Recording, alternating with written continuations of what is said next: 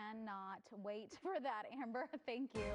We do have some breaking news right now, though, in Glendale. Take a look at the video on your screen here. Lanes are now open after this car fire completely shut down the 134 freeway. This was just after midnight. It happened near the transition to the northbound 2. So far, we don't know what caused the car to just burst into flames. Luckily, though, there were no reported injuries. So that's some good news. Lanes are now open and no one was hurt. I do want to take you out to current conditions, though, with our next traffic map. I do have road work in Diamond Bar, eastbound 60, right at the 57 to Diamond Bar Boulevard. The carpool and 2 left lanes are closed. It's opposite what we usually see for your morning commute as far as volume is concerned, so it shouldn't really do too much. Pomona, though, more road work. Southbound 71 from Mission Boulevard to the 60. The right lane is closed. We are seeing delays there. And here's a look at the 15 Cajon Pass. Southbound traffic loading up to about 22 minutes already between that 395 and the 215. Taking a look at the rest of LA, Orange County, and the rest of the IE. Everything else looks nice and green, but I'll keep you updated in case anything pops up. Kalina, thank you. Breaking news now in North Hollywood, where a search for an armed man is now over. Police were called out about 1:30 this morning near Laurel Canyon and Sherman Way. Not much is known about the person other than that he's in his 20s and reportedly has a probation violation. We'll keep you updated as we learn more.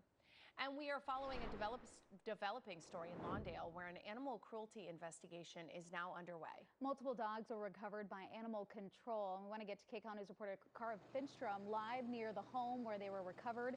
This was on Marine Avenue, just east of the 405 freeway. And Cara, a lot of people paying attention to this story. What can you tell us about what happened here?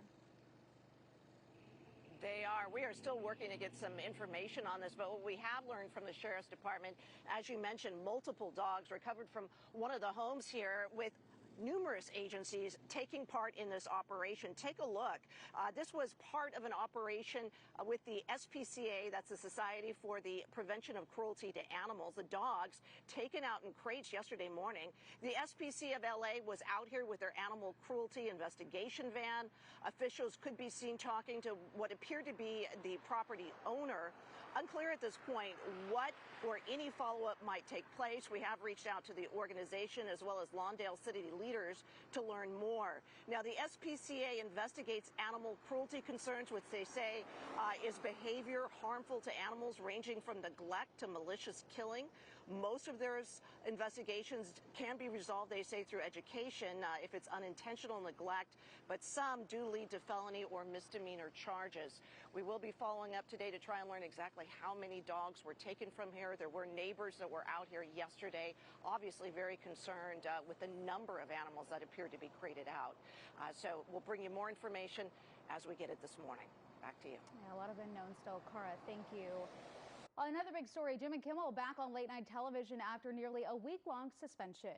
ABC's decision to pull Kimmel's show over comments about Charlie Kirk's murder sparked a national debate over free speech. Kcal News reporter Tina Patel joins us live from Hollywood with the audience and Kimmel's response to the situation. Good morning, Tina. Good morning. Well, there was a lot of laughs during Jimmy Kimmel's show last night, but there was also a lot of emotion as the host talked about what it meant to him to be back on the air. I want to thank the people who don't support my show and what I believe, but support my right to share those beliefs anyway. Jimmy Kimmel started his show by addressing the controversy over his temporary suspension, saying it was not his intention to make light of murder and that he does not want people across the country, or that he does want people across the country to show compassion for victims of violence. Now, we don't know yet just how many people tuned in to watch the comedian's return. 2 major broadcast groups decided to preempt the show, so it did not air in about a quarter of the ABC stations nationwide. But Kimmel was surrounded by an audience full of fans when he taped the show, and we had a chance to talk to a few afterwards. They say it felt like they were part of something special. It was electric. It was just, everyone was standing up, we were hollering and everything. It was just amazing. I was lucky enough, I sat next to his mom, and she was very emotional, which was very catchy because I felt myself getting emotional. Now, one person who was not a fan, President Trump, he posted this message on Truth Social last night. I can't believe ABC fake news gave Jimmy Kimmel his job back. The White House was told by ABC that his show was canceled. I think we're going to test ABC out on this. And he went on to say that the last time he went after ABC, he was paid $16 million. He indicated that this time he could get something even more lucrative. We'll send it back to you. All right, Tina, thank you. And more news on Late Night TV. Please welcome to the Late Show, Governor Gavin Newsom. Governor Newsom appeared on The Late Show with Stephen Colbert, talking politics, ICE raids, as well as California's break from the CDC, and turning to independent vaccine guidelines.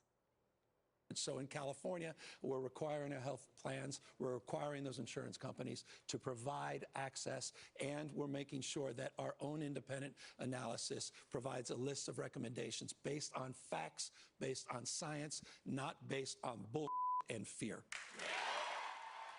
Colbert did lightly press Newsom about his conversations with MAGA figures like the late Charlie Kirk and Steve Bannon on his podcast. Newsom said he got grief from many fellow Democrats, but that he feels engaging with Trump's followers is necessary because divorce is not an option for America. And ahead at 6, we'll have a live report on Newsom's conversation with Colbert, including why he says he fears there will not be a presidential election in 2028. An investigation is currently underway into the death of an Orange County man who died in ICE custody. 39-year-old Ishmael Ayala Uribe was arrested during an ICE raid on a Fountain Valley car wash in August, then transferred to the ICE detention facility in Adelanto. His family told us he complained of an illness and said he couldn't get medical treatment. On Sunday, he was transferred to the Victor Valley Medical Center for surgery to remove an abscess. ICE says he had high blood pressure, a high heartbeat, and died there early Monday morning. Now, he was a DACA recipient, but ICE says his renewal was denied because of 2 DUI convictions. Residents in Playa del Rey have mixed feelings about some unwanted visitors spending more time in their community, coyotes. The animals have been spotted while people are out walking their dogs by an elementary school and on busy intersections. Locals think they're being displaced by nearby construction in what used to be an open field. They're also blaming the increased activity on development that has people and wildlife sharing space, and also because of the January wildfires that destroyed thousands of acres of habitat. I always carry pepper spray with me, just in case. I looked it up. You're supposed to make a lot of noise. My sister often carries a baton, like with her, to if there's any trouble or anything. And try to walk really fast. Locals also say they're aware attacks on humans are very rare, but in keeping their pets safe, they're doing what they can to avoid confrontation.